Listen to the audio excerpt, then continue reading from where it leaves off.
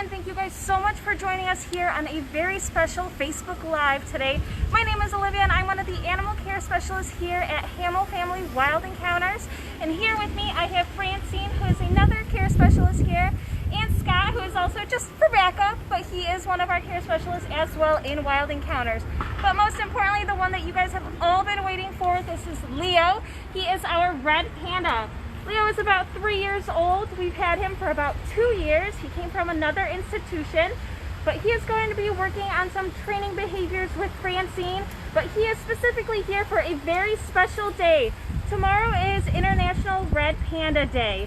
So we're celebrating a day early because why not? Red Pandas deserve that extra day of celebration.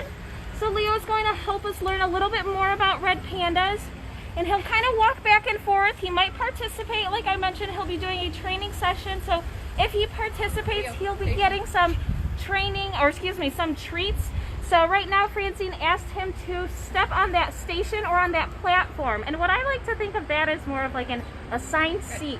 So if he comes down to that station, Francine will say the word good, and that just lets him know that he did exactly what she asked him to do. And then he gets a treat.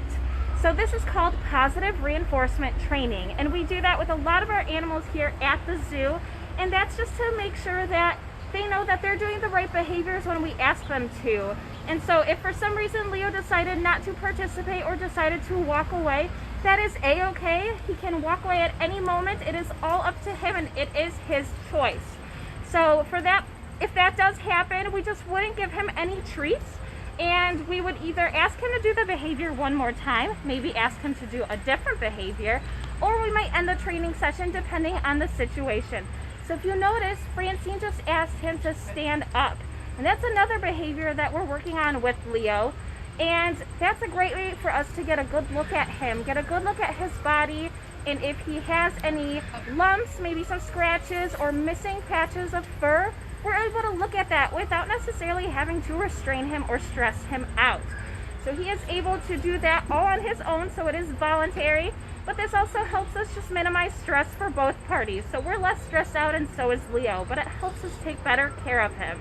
We also have done behaviors such as scale training, so he will step up on a scale. He also can go into a crate, so that helps us weigh him and also transport him throughout the zoo.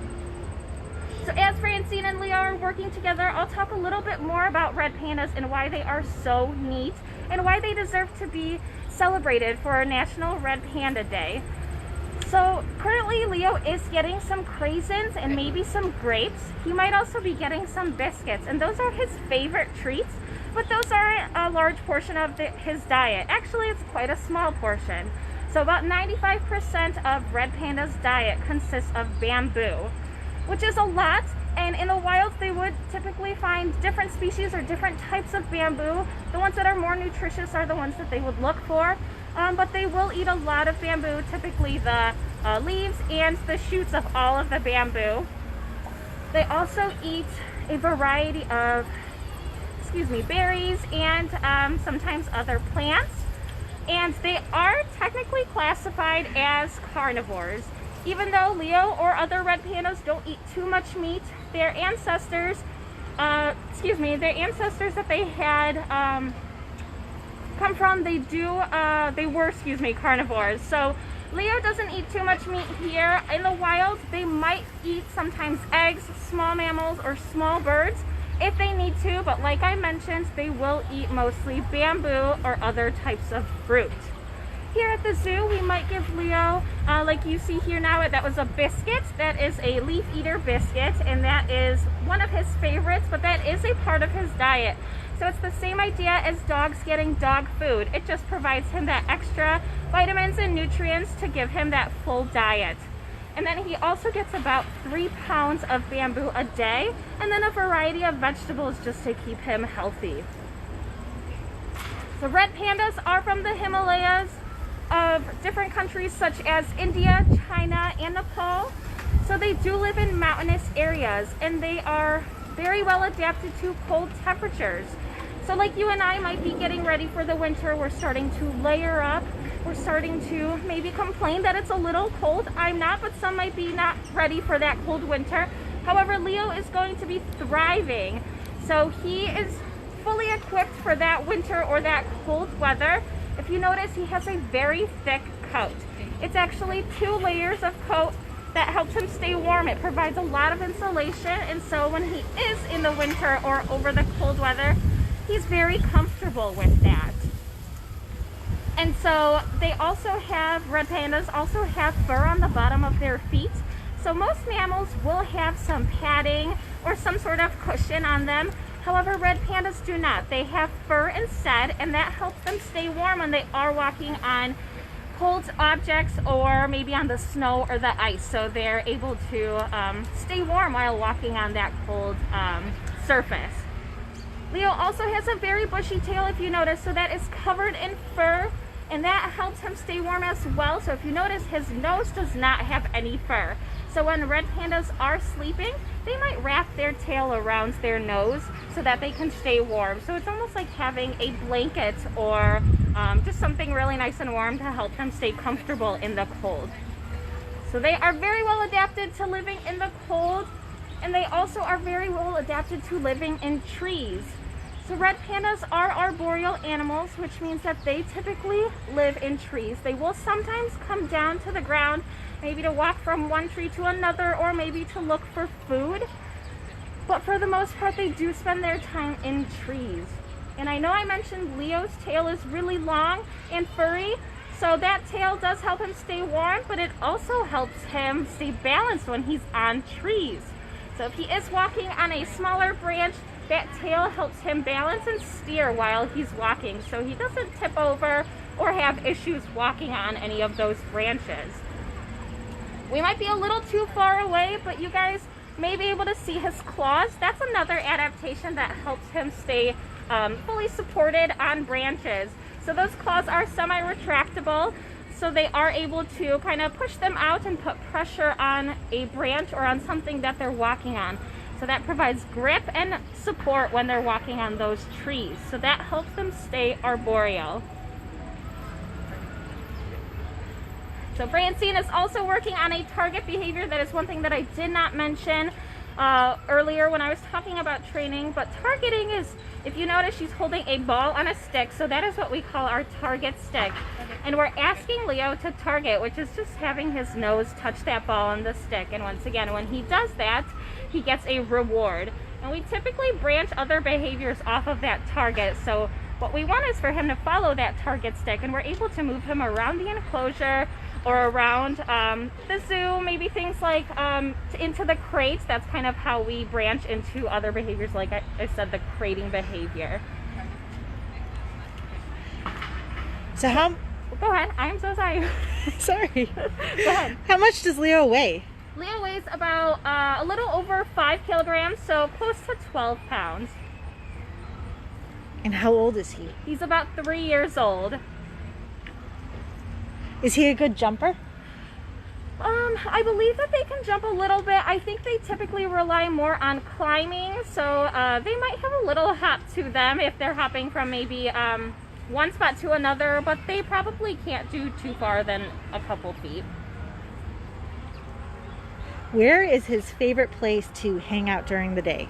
So if you notice, he is currently on this log in here. Sometimes he'll sleep in either of these areas. One of those logs, or one of those holes in that log, is a cooling area, so it is cold, and it provides him just a little cooling temperature for him to stay cool, especially when it's really hot in the summer.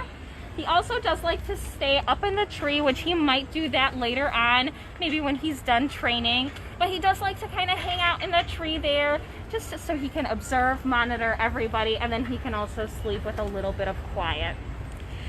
How often does he have a training session like this? We try to do a training session every day. If he participates, that is up to him, but we definitely want to make it routine. So we will try to train him just so that he is used to this. And when we're doing different behaviors such as crating, we might try to do that every morning if we have the time, just so he's used to that. So if for some reason he has to go to the vet or he has to go someplace else, it's just routine, and he doesn't think it's a shock for him to go into that crate. So definitely every day. Can people see him at the zoo right now? Absolutely. So he is out on exhibit. He will be out on exhibit all day, weather permitting. right now the weather is nice and cool, so he will be out all day on his exhibit. How is a red panda different from a giant panda? That is a great question. So when people hear the term panda, they think that they are very closely related to the giant panda, but they are not. Red pandas are actually in their own family, so they are not closely related to the giant panda. I will say one of the similarities between them is that they both have a faux thumb, which is just a modified wrist bone that helps them hold onto food. So they typically use that wrist to grasp onto their bamboo or their other food items to eat. But they are very different, so I would say that's probably the only similarity between the species. Is he the only red panda at Brookfield Zoo right now? He is. So he is currently our only our only red panda. We do hope to one day get a female for him. So red pandas are unfortunately endangered. So that means that their populations are dwindling or they are declining, and that's typically due to deforestation or human population growth, where we might be expanding and we're taking over some of their areas like their forests.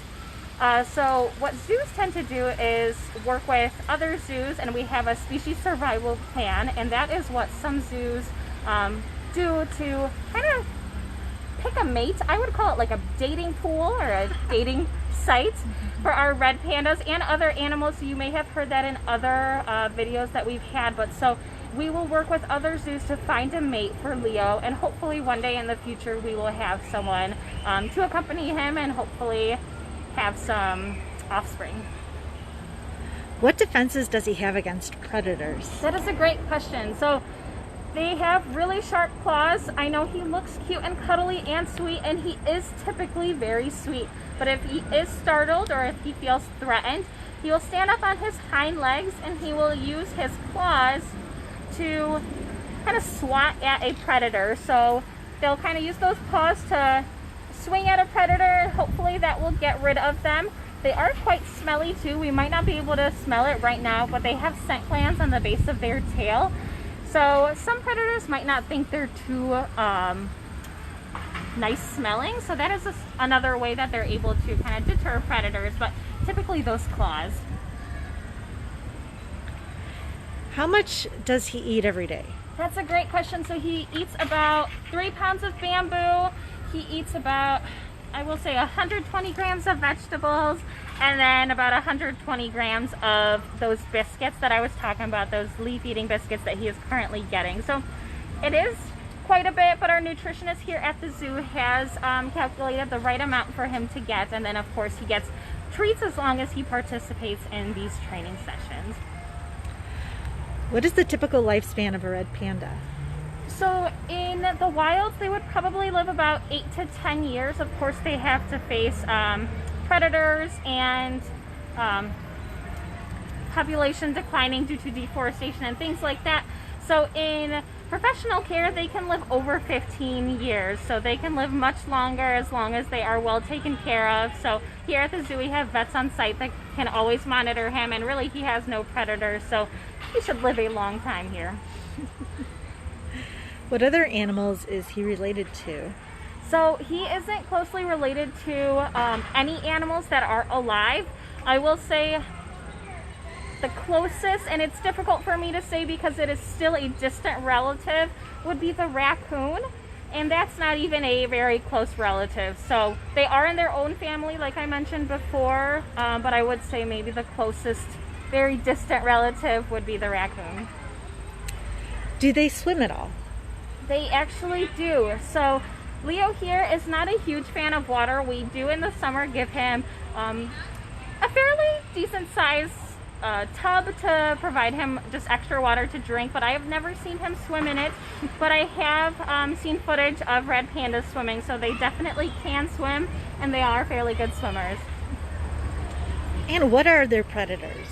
So their predators would be maybe a snow leopard, potentially a bird of prey, and unfortunately humans are also considered their predators because they are taking away their homes, but also they are hunted or poached every once in a while too, because their fur is really interesting to people and they do want to hunt for their fur or their coats as well. What can people do to help protect red pandas? That is a great question. So here at the zoo, people can help support Leo by looking up our Share the Care that's on our website, and that will help. If someone donates to that, their funds will go directly to Leo and help us support Leo the red panda. However, there are many other ways that people can support red pandas. One of those is bringing awareness, so you can give conversation or have conversations about red pandas and have people be a little more aware of what they are, what they do, and how important they are. And then also there's many local funds that people can donate to just to support the red pandas that are out there. Alright, well thank you guys so much for joining one more time. Tomorrow is International Red Panda Day, so I hope you guys are able to celebrate with us today or tomorrow. So Leo, thanks you for coming. He is going to come down one more time and say goodbye. But thanks again. We do appreciate all of your support, and we hope you guys have a wonderful day. Please make sure to visit Leo here at Wild Encounters soon.